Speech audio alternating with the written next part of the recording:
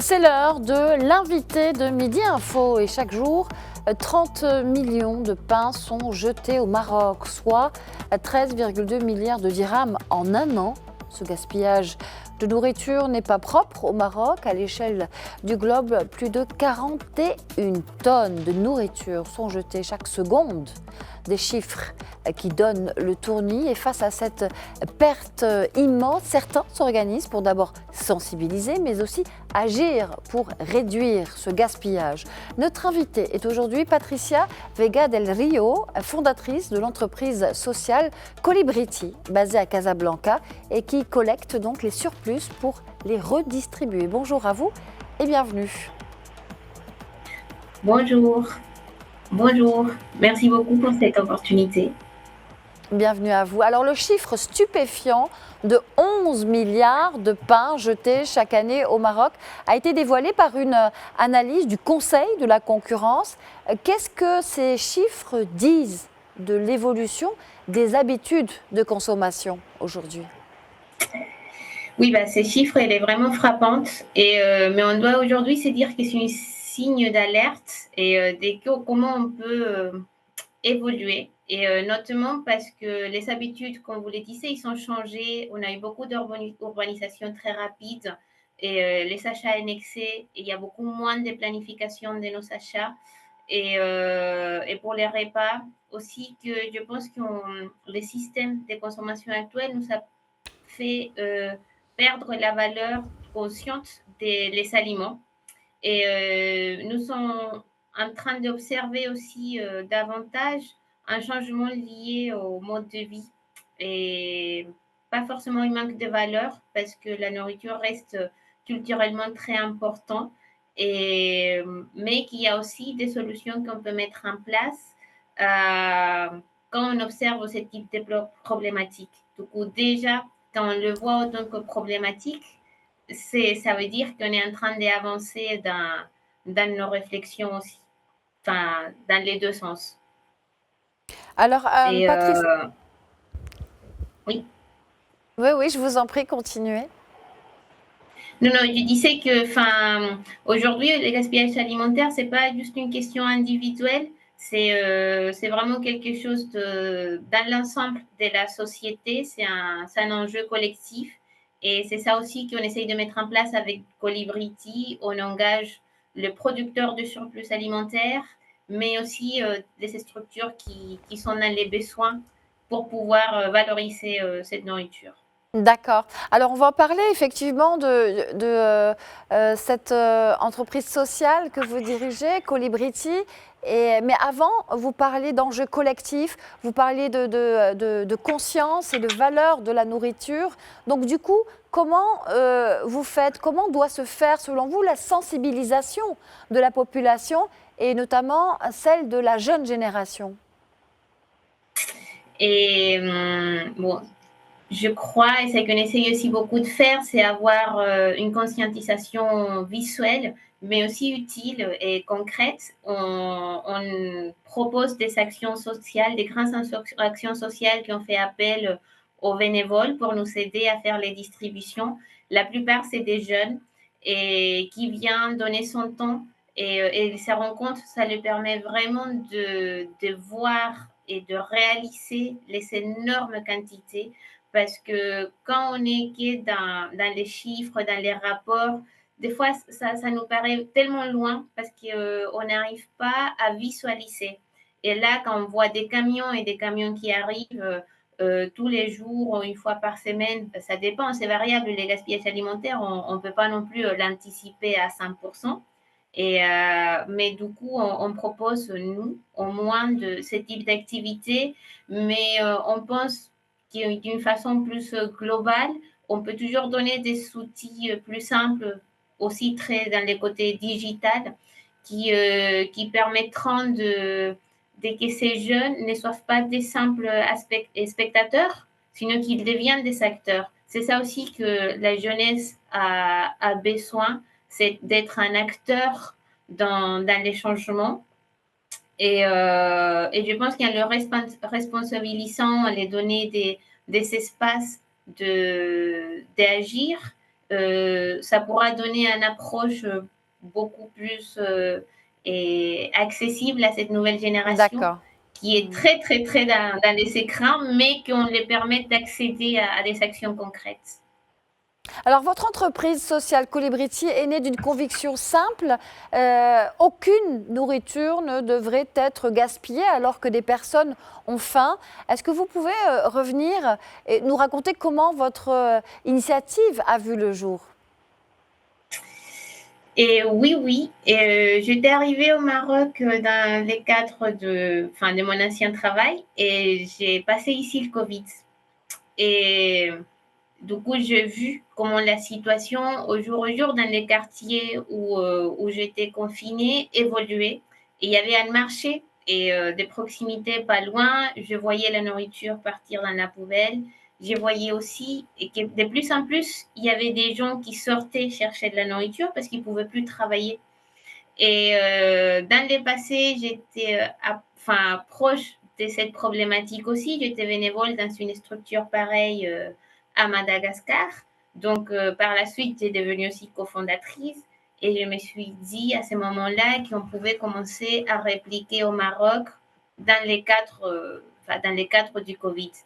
Et par la suite, une chose a ramené à l'autre, j'ai décidé de rester et de formaliser ces ponts qu'on était en train de créer entre les gens avec les besoins et les gens qui avaient de surplus, les professionnaliser, les digitaliser et aller plus à l'échelle.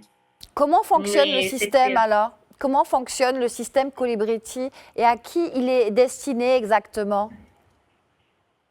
OK. Nous, on est un modèle digital. On est autant que start-up, on a créé une plateforme qui permet aux donateurs, du coup, ça peut être les enseignes de la grande distribution, les hôtels, restaurants qui ont des plats préparés qui n'ont pas été touchés ni consommés. Ça peut être aussi les importateurs, les producteurs agricoles, toute entreprise qui a un surplus alimentaire qui peut encore être consommé, mais qui est impropre à la vente.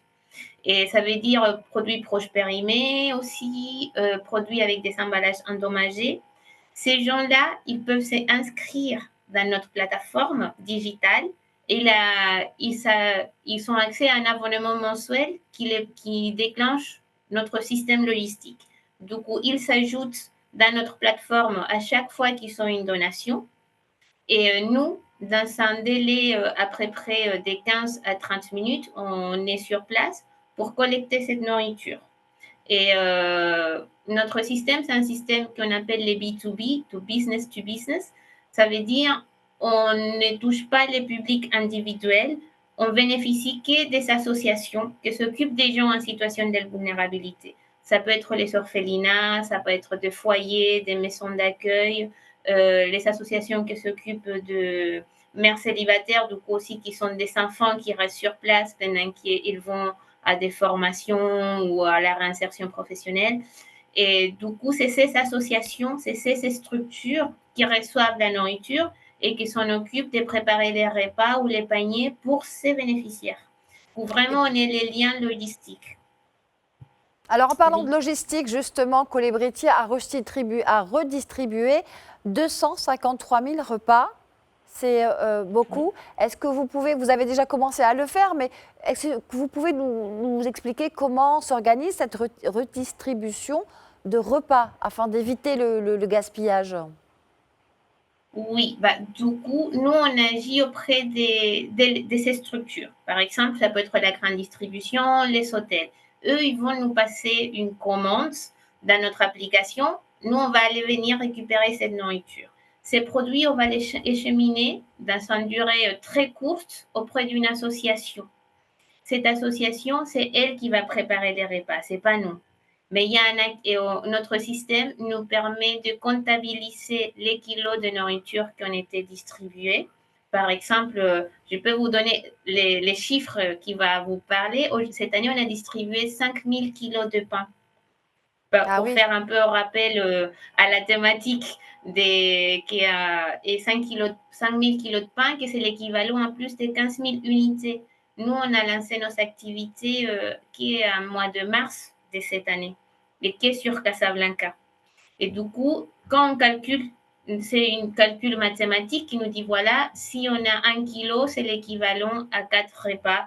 On ne distribue pas que de pain, il y a des pâtes, il y a des yaourts, il y a du lait, il y a des plats qui sont déjà préparés. Et c'est comme ça qu'on estime le nombre de repas qui ont été servis dans les associations qui reçoivent. Nous, on ne prépare pas, on ne distribue pas nous-mêmes, on distribue vraiment la matière première, que c'est ces produits issus du gaspillage alimentaire. Ça Alors, peut être aussi des fruits et légumes. Oui, D'accord. pardon. Non, je vous en prie. Quels conseils et astuces peut-on donner à ceux qui souhaitent limiter le gaspillage alimentaire aujourd'hui et par quoi commencer, par exemple? Pour les consommateurs finaux, je pense qu'il y a des conseils assez simples et que dans le passé, enfin, nos grands-mères notamment, on peut apprendre de ça qui s'est fait auparavant, planifier nos achats, conserver un peu mieux les aliments. Par exemple, si on achète des riz ou des lentilles, des légumineuses, les enlever de ces emballages en plastique et les mettre dans des emballages en verre hermétique. Ces produits n'ont pas une date de péremption. Et apprendre peut-être aussi à cuisiner les restes, innover avec les types de recettes pour ne pas jeter ce qu'on a préparé aujourd'hui. Et il est aussi important peut-être de faire une petite différence entre la date limite de consommation et la date de durabilité minimale. Du coup, c'est pas parce qu'un produit il est arrivé à la date de péremption aujourd'hui dans notre frigo qu'on doit le jeter à la poubelle. Il ne devient pas radioactif à la minute près. Du coup, on peut encore les consommer.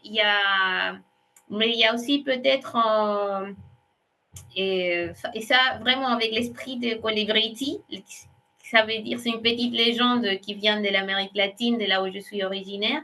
Tout petit geste compte, du coup, surtout si on les répète au quotidien. Et du coup, autant qu'individu, on peut prendre déjà ces petits gestes et ça va avoir un impact.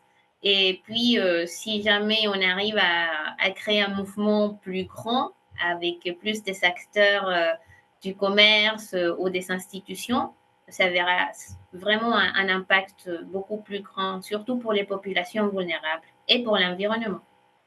Et il y a aussi la cuisine anti-gaspi et solidaire qui a réussi Oui. à s'imposer, même parmi des chefs réputés. Hein. Vous parliez d'un mouvement plus grand. La cuisine écologique est-elle justement aujourd'hui le moyen le plus économe pour lutter contre le gaspillage alimentaire et préserver la planète? Oui, et ça devient aussi partie du mouvement et de ces gestes de préparer, de cuisiner les restes. Et aujourd'hui, on peut faire beaucoup avec beaucoup moins, enfin, notamment si on récupère les produits, les pains, et qu'aujourd'hui on jette, il peut être encore préparé sur de nouvelles recettes à la maison. Mais ça va aussi au-delà d'un aspect qui est économique, c'est aussi une démarche culturelle de redonner de la valeur à des aliments et de respecter le travail aussi derrière chaque produit parce que quand on gaspille la nourriture, c'est pas juste ces produits qu'on est en train de gaspiller, il y a toute l'eau, l'énergie, la terre qui a été investie pour cette production et du coup ça nous permettra d'avoir une consommation plus consciente de ça qu'on mange et donc de faire plus attention quand on décide de jeter. Et je pense que ça fait partie d'un des leviers les plus accessibles pour réduire les gaspillages alimentaires et pour avoir un impact dans l'environnement. Si on réfléchit 2 fois avant de jeter, dire comment je peux revaloriser ce que j'ai, ce que j'ai dans mon frigo et Merci. ça, voilà. C'est déjà beaucoup. Merci infiniment, Patricia Vega del Rio, d'avoir été notre invitée, d'avoir été l'invitée de Midi Info. Je rappelle que vous êtes fondatrice de l'entreprise sociale Colibriti, basée à Casablanca et qui lutte contre le gaspillage et qui redistribue les surplus alimentaires. Merci et surtout bravo pour cette belle initiative. Merci à vous.